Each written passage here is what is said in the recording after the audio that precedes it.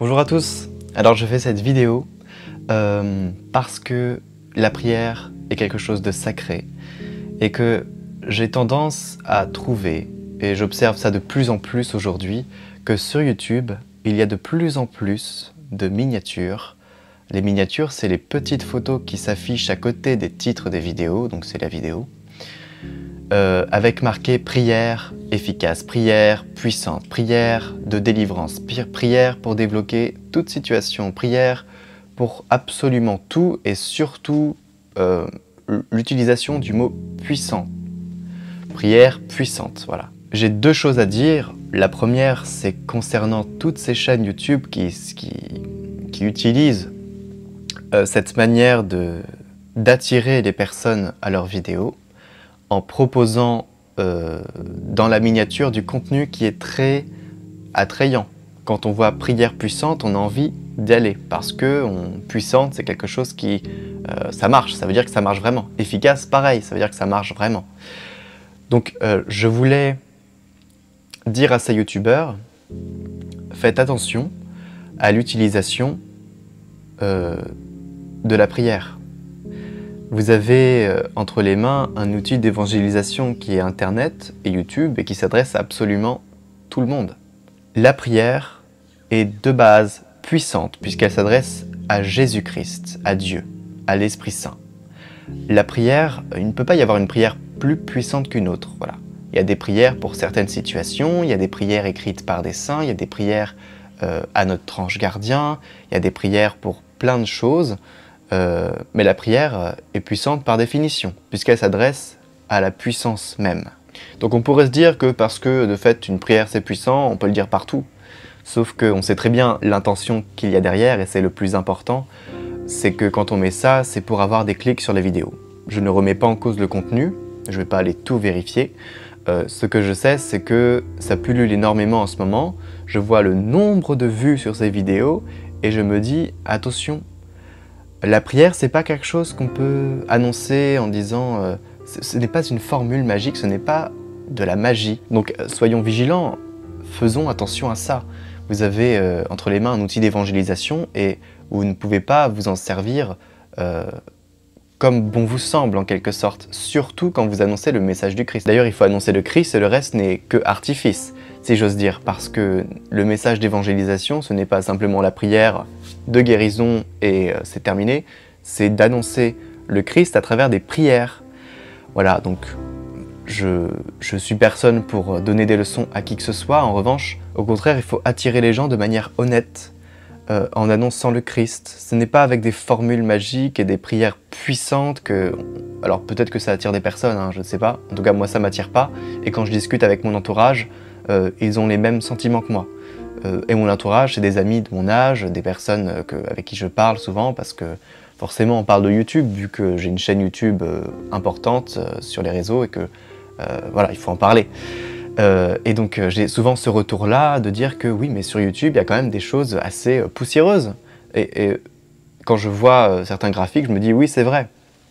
Et bon, on a tous un commencement. Moi aussi, quand j'ai commencé au début, je faisais des vidéos qui n'étaient pas super attractives, avec du son pas super, mais voilà, le tout c'est de s'améliorer et d'aller vers quelque chose, voilà, qui tend vers quelque chose qui est là pour évangéliser. Voilà, donc ça c'était un point important que je voulais partager. Et ensuite, je veux m'adresser aux gens qui regardent ces prières.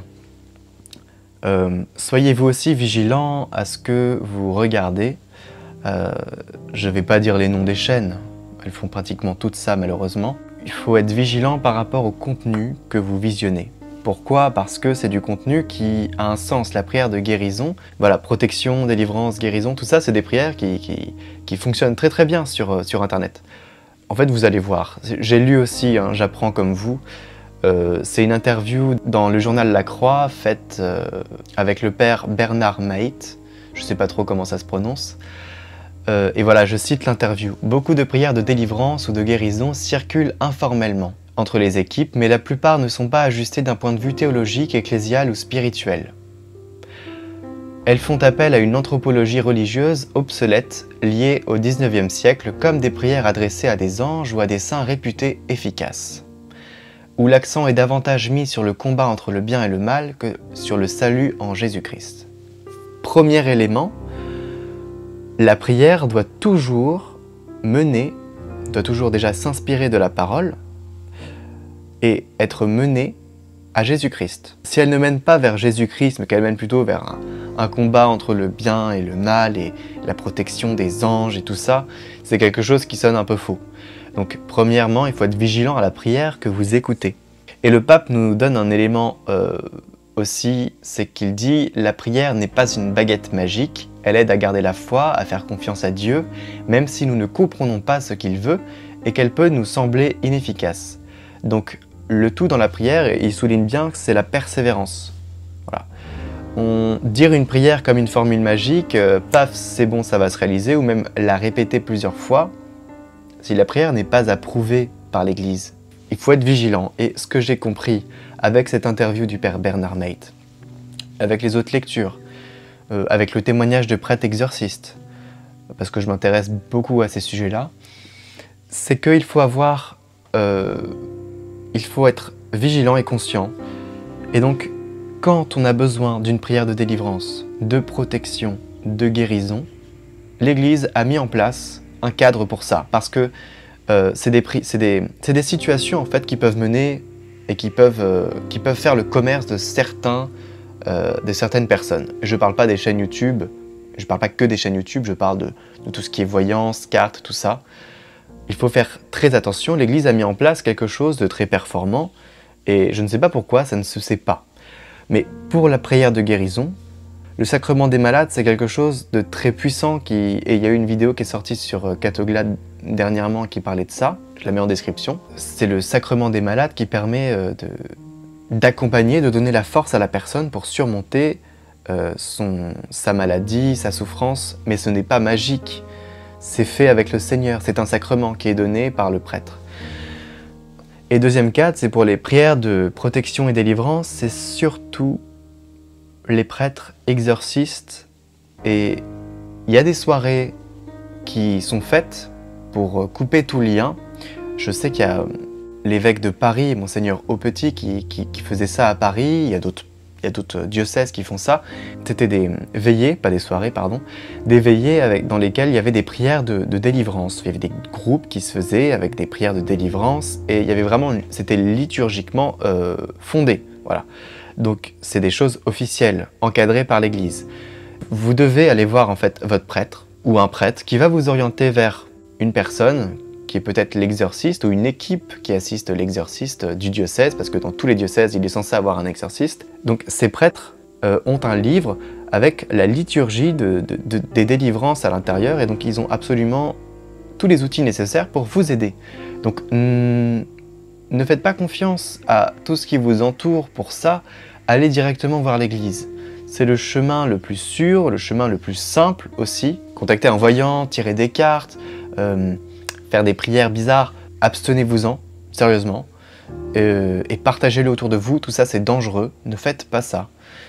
Et il y a plein de vidéos qui en parlent, le témoignage de sœur Emmanuelle de Medugurier, c'est sa conversion d'ailleurs. Donc allez voir son témoignage, il est saisissant, sa conversion est assez impressionnante. Et vous avez aussi les prêtres exorcistes qui vous parlent bien de ça, et qui vous mettent en garde sur tous ces sujets-là, parce que eux ils reçoivent beaucoup de personnes qui ont fait ce genre d'erreurs, et qui ont été voir des voyants, qui ont tiré des cartes, qui ont fait du spiritisme pour parler aux morts. Enfin voilà, tout ce genre de choses, il faut s'en abstenir bien, voilà. Si vous sentez que vous êtes attaqué, vous allez voir votre prêtre, il vous mettra en relation avec l'exorciste, il y aura une équipe qui s'occupera de vous, qui fera une prière de délivrance encadrée par la liturgie de l'Église. Et ça, c'est très important. Les prières de délivrance, de protection, de guérison sur Internet, c'est des prières qui sont à tendance, je dirais, à effet moindre. Voilà. C'est un générique de la prière, si vous voulez. C'est pas quelque chose qui porte vraiment beaucoup d'effet. Peut-être sur le moment ça vous rassure, mais si vous voulez gérer la chose en profondeur, allez dans les cadres, allez dans ce qui existe avec l'Église, et là, vous pouvez être sûr que vous serez accompagné jusqu'au bout. Voilà, on ne vous lâche pas tant que votre problème n'est pas réglé. Voilà, donc ça c'était quelque chose que je trouvais important, parce que je vois beaucoup sur YouTube ce genre de choses, et pareil sur les recherches Google, quand on tape prière de protection, de délivrance, Il y a plein de sites internet et c'est assez dangereux. Maintenant qu'il y a des prières de guérison qui existent, on en fait sur Catoglade. Vous savez, on fait aussi des prières de guérison, des chants de guérison, où on demande, mais c'est plus un acte de foi, c'est pas une formule magique. D'ailleurs, à la fin, on a mis une vidéo qui est orientée vers le sacrement de guérison et le sacrement des malades, parce que ça nous semblait important de partager ça et de pas juste faire une prière de guérison et c'est tout, quoi. Donc voilà, soyez vigilants. Ne vous attendez pas à ce que, en faisant une prière de délivrance et de guérison, tout fonctionne, que vous soyez libérés, que tout aille bien du jour au lendemain, que le soleil dans votre vie arrive. Le soleil de votre vie, c'est le Christ, et passer par lui, c'est fondamental. Vous ne pouvez pas passer par un autre chemin pour être délivré. Faites attention aux vidéos qu'il y a sur YouTube. Quand vous voyez prière puissante, soyez d'autant plus vigilants. Assurez-vous que le contenu soit une prière approuvée par l'Église catholique. Et enfin, si vous avez des doutes, demandez à un prêtre. Et enfin, si vous avez vraiment des soucis que vous devez régler parce que vous ne pouvez plus vivre ainsi, que vous êtes en souffrance, que vous êtes attaqué, tout ça, allez voir un prêtre. C'est la seule chose à faire. Je le dis encore une fois, allez voir un prêtre, c'est la seule chose à faire pour être accompagné dignement et officiellement. Voilà. La prière chez soi, c'est bien, mais elle n'est pas une fin en soi. Voilà, donc j'espère que ça aura le mérite d'éclairer certaines personnes.